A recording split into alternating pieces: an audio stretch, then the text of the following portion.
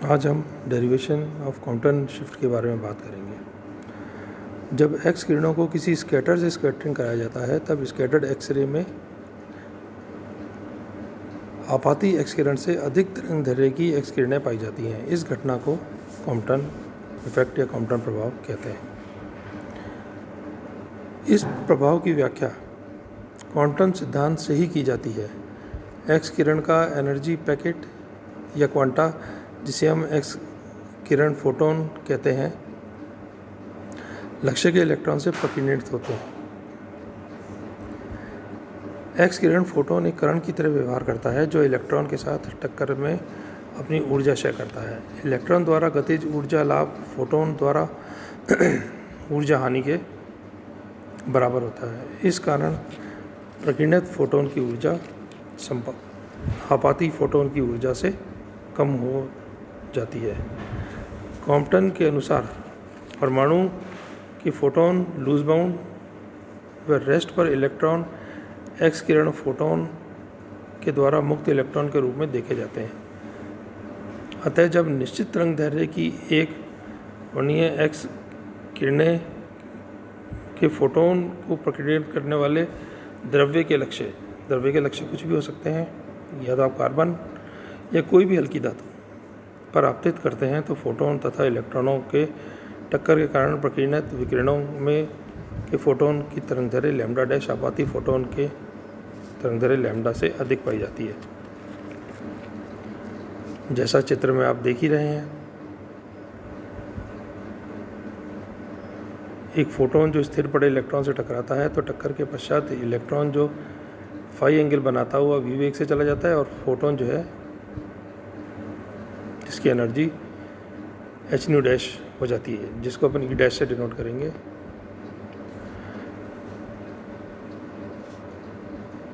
या P dash की value हो जाएगी h nu dash upon c which is equal to E dash upon सी।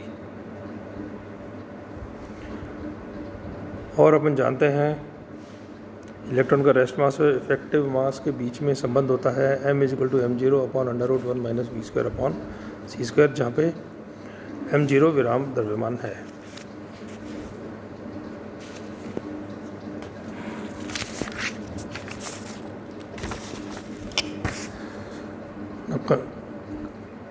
संवेग और ऊर्जा के संरक्षण सिद्धांत से अपन कह सकते हैं कि p dash plus 0 is equal to p dash plus p, या p is equal to p minus p dash,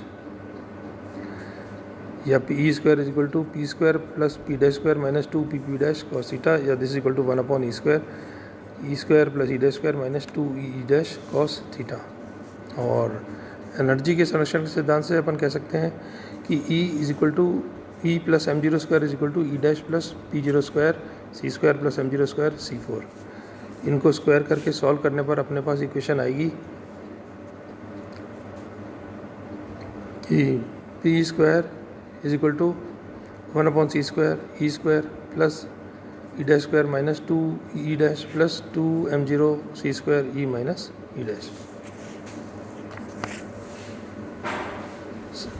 समीकरण 1 और 2 इनकी तुलना करने पर अपन कह सकते हैं कि minus 2 E dash cos theta this is equal to minus 2 E dash plus 2 m0 C square E minus E dash.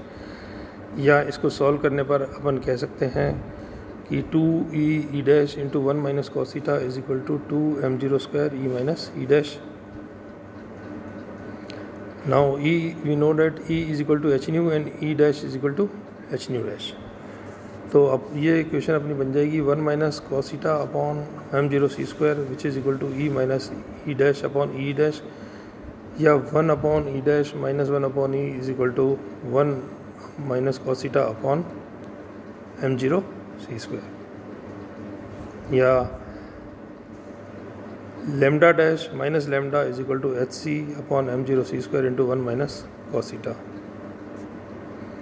और lambda dash minus lambda, suppose अपन इसको डी लैम्डा रखें तो d lambda is equal to 2h m0 c into sine square theta upon 2। ये जो उपरोक्त समीकरण है ये कॉम्पटन शिफ्ट को दर्शाती है।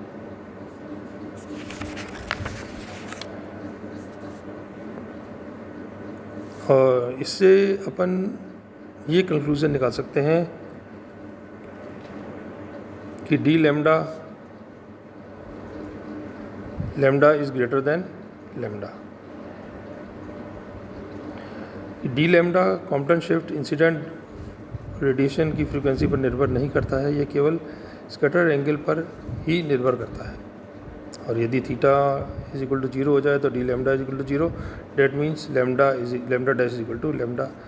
यदि theta is equal to 90 degree तो d lambda is equal to h upon m0c, and यदि theta is equal to 180 degree then d lambda is equal to 2h upon m0c which is equal to 0.48 angstrom.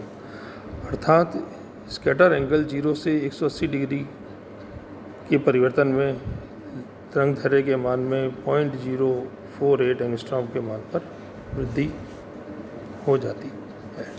Thank you.